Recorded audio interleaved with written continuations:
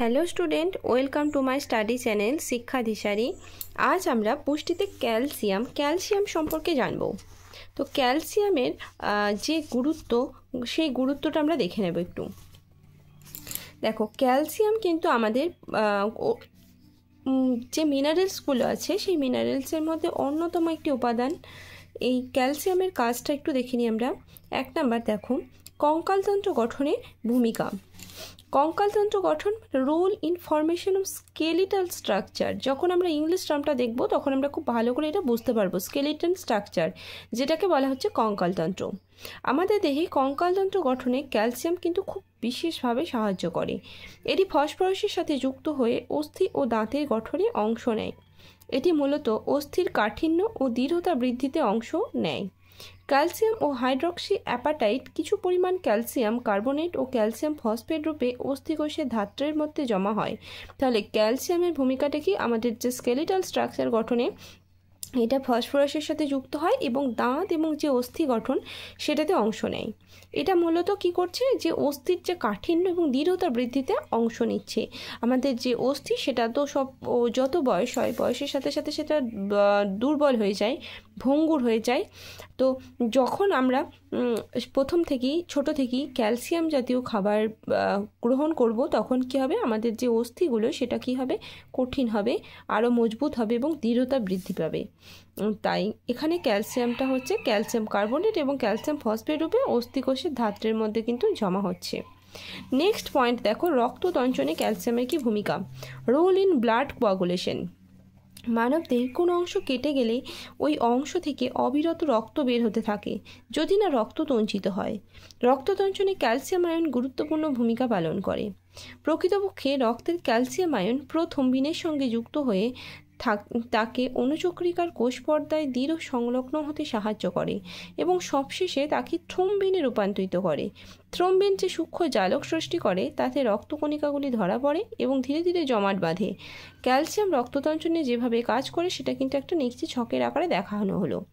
এই যে পয়েন্টটা, যে রক্ততঞ্চনে ক্যালসিয়ামের ভূমিকা কি, খুব ইম্পর্টেন্ট কোয়েশ্চেন একটা, যে রক্ততঞ্চনে ক্যালসিয়াম কিভাবে কাজ করছে।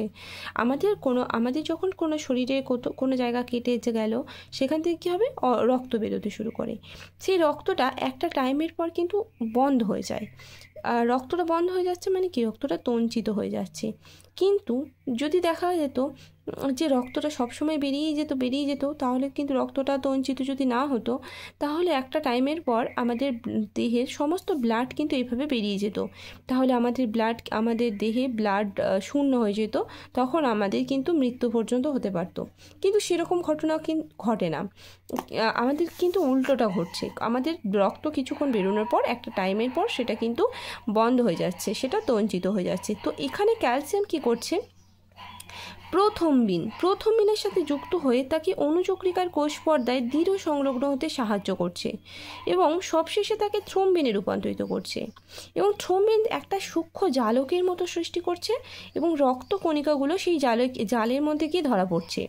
যখন সেই রক্তকণিকাগুলো একসাথে ধরা পড়ছে, সেগুলো একসাথে জমাট বেঁধে যাচ্ছে ধীরে ধীরে। তো একসাথে জমাট বেঁধে গিয়ে সেটা কি হচ্ছে, সেটা তখন রক্ত তঞ্চিত হয়ে যাচ্ছে। তখন এই পদ্ধতিটাই হচ্ছে রক্ততঞ্চন। তো এখানে দেখো, অনুচক্রিকা, ক্যালসিয়াম Ca++, সেখান থেকে থ্রোম্বোপ্লাস্টিনের সঙ্গে প্রথম্বিন যুক্ত হয়ে উৎপন্ন হলো থ্রোম্বিন। এবার এই থ্রোম্বিনের সাথে ফাইব্রিনোজেন যুক্ত হয়ে ক্যালসিয়াম প্লাস দিয়ে হচ্ছে ফাইব্রিন বা তঞ্চন হয়ে গেল। ঠিক আছে, তাহলে রক্ততঞ্চনে ক্যালসিয়ামের ভূমিকাটা বোঝা গেল। আশা করি আমি বোঝাতে পারলাম যে রক্ততঞ্চনে ক্যালসিয়ামের ভূমিকাটা ঠিক কোনখানে। যদি এই কোশ্চেনটা থেকে তোমাদের কোনো ডাউট হয়, আমি যেটা বোঝালাম সেটা যদি তোমাদের কারোর বুঝতে কোনো অসুবিধা হয়, আমাকে অবশ্যই কমেন্ট বক্সে তোমরা জানাবে। আমি কমেন্ট করে তোমরা আমাকে জানাবে যে কোনখানটা বুঝতে অসুবিধা হলো। নেক্সট পয়েন্ট দেখো আছে, উৎসেচকের ক্রিয়াশীলতায় ভূমিকা। Role in enzyme activity. Calcium বিভিন্ন প্রকার উৎসেচক যেমন ফসফোলাইপেজ, ফসফোডাইএস্টারেজ ইত্যাদি ক্রিয়াশীলতা নিয়ন্ত্রণে বিশেষ ভূমিকা পালন করছে। নেক্সট পয়েন্ট দেখো হচ্ছে, নাভীয় আবেগ পরিবহনে ভূমিকা। Role in conducting nerve impulse. Calcium প্রাক প্রান্ত সন্নিকর্ষীয় স্নায়ু থেকে নার্ভীয় আবেগ সঞ্চালনে অংশ নেয়। এটি প্রাক প্রান্ত সন্নিকর্ষীয় পর্দা থেকে অ্যাসিটাইল কোলিনের ক্ষরণ ও মুক্তিতে অংশগ্রহণ করছে। ঠিক আছে, নেক্সট পয়েন্ট দেখা হচ্ছে 5 নাম্বার, পেশি সংকোচনের ভূমিকা। Role in muscular contraction. Calcium হৃৎপেশির সংকোচন প্রসারণ নিয়ন্ত্রণের দ্বারা হৃৎপিণ্ডের ক্রিয়া অব্যাহত রাখতে সাহায্য করছে।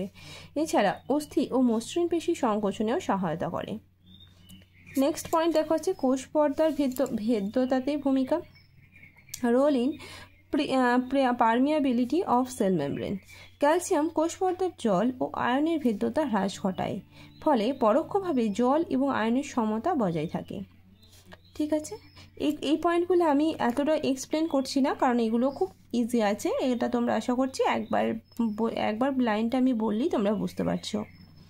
নেক্সট পয়েন্টগুলো কি আছে দেখো। নার্ভ পেশির উত্তেজনতা নিয়ন্ত্রণে ভূমিকা। Role in controlling neuromuscular irritation.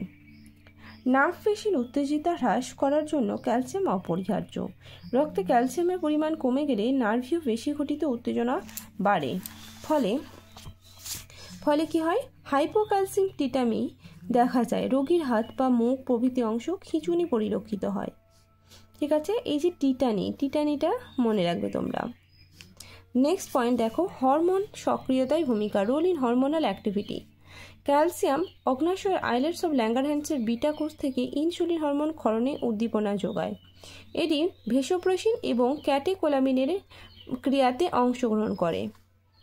9 নম্বর কি আছে দেখো, দুগ্ধক্ষরণের ভূমিকা। Role in lactation. স্তন্যদানকারী মায়ের দৈনিক ফলিত দুগ্ধ প্রায় 250 থেকে 300 মিলিগ্রাম ক্যালসিয়াম থাকে। এটা মনে রাখবে তোমরা যে স্তন্যদাত্রী মায়ের মায়ের দুধে কতটা ক্যালসিয়াম থাকে, 200-250 থেকে 300 মিলিগ্রাম পার 100 গ্রাম।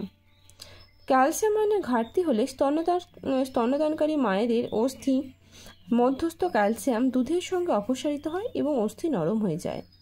ধীরে ধীরে অস্থি বিকৃতি বা অস্টিওম্যালেশিয়া রোগ দেখা যায়। ঠিক আছে, আচ্ছা, এরপর আমরা এটা তো গেল কাজ। এরপর দেখবো আমরা অভাবজনিত ফল। ক্যালসিয়ামের অভাবে কি কি হচ্ছে দেখো। এখানে একটা কোয়েশ্চেন তোমাদের আমি বলে রাখি যে ভিটামিন ডি এর সাথে কিন্তু ক্যালসিয়ামের রিলেটেড। এই যে পয়েন্ট এখানে দেওয়া আছে দেখো, মানবদেহে ক্যালসিয়াম শোষণ এবং ক্যালসিয়াম বিপাকের সঙ্গে ভিটামিন ডি বা ক্যালসিফেরল বিশেষভাবে সম্পর্কযুক্ত। তাহলে যদি বলা হয় যে ক্যালসিয়ামের সাথে কোন ভিটামিনের সম্পর্ক আছে, সেটা কিন্তু ভিটামিন ডি, বা এর রাসায়নিক নাম দিয়েও দিতে পারো ক্যালসিফেরল। ঠিক আছে, এবার আমরা অভাবজনিত ফলটা একটু দেখে নিই। দেখো, রক্তে ক্যালসিয়াম আয়নের অভাবে নার্ভীয় পেশিতে অতি উত্তেজিতা দেখা যায়। এর ফলে পেশিতে খিঁচুনি দেখা দেয়। এই রোগকে কি বলে? Hypocalcaemic tetany. তাহলে পেশির খিঁচুনিকে বলা হচ্ছে হাইপোক্যালসেমিক টিটানি। 2 নম্বর কি আছে দেখো, ক্যালসিয়ামের অভাবে 40 বছরের বয়সের পর প্রতি বছর প্রায় 0.5% অস্থি উপাদানের হ্রাস ঘটে।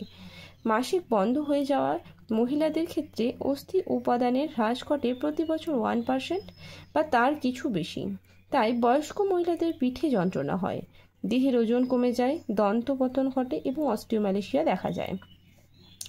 ঠিক আছে, নেক্সট পয়েন্ট দেখা আছে, বয়স্কদের অস্থি থেকে ক্যালসিয়াম অপসারিত হয়ে অস্টিওপোরোসিস ঘটে। তাহলে অস্টিওপোরোসিস যদি বলে কাদের ঘটে, তাহলে বয়স্কদের ক্ষেত্রে। আর অস্টিওম্যালেশিয়া হচ্ছে বিশেষ করে বয়স্ক মহিলাদের ক্ষেত্রে ঘটে, বয়স্ক মহিলা। 4 নম্বর কি আছে দেখো, ক্যালসিয়ামের অভাবে প্যারাথাইরয়েড গ্রন্থি ফুলে যায়। নেক্সট, শিশুদের ক্ষেত্রে ক্যালসিয়ামের অভাবে বৃদ্ধি ব্যাহত হয়। নেক্সট, শারীরিক দুর্বলতা দেখা দেয়, দন্ত ও অস্থির বৃদ্ধি ব্যাহত হয়। নেক্সট, ভিটামিন ডি এর অনুপস্থিতিতে ক্যালসিয়াম সংশ্লেষিত হতে পারে না, ফলে শিশুদের রিকেট রোগ দেখা যায় এবং বড়দের অস্টিওম্যালেশিয়া। তাহলে রিকেট হচ্ছে কাদের? শিশুদের, আর বড়দের হচ্ছে অস্টিওম্যালেশিয়া। নেক্সট, ক্যালসিয়ামের অভাবে রক্ততন্ত্র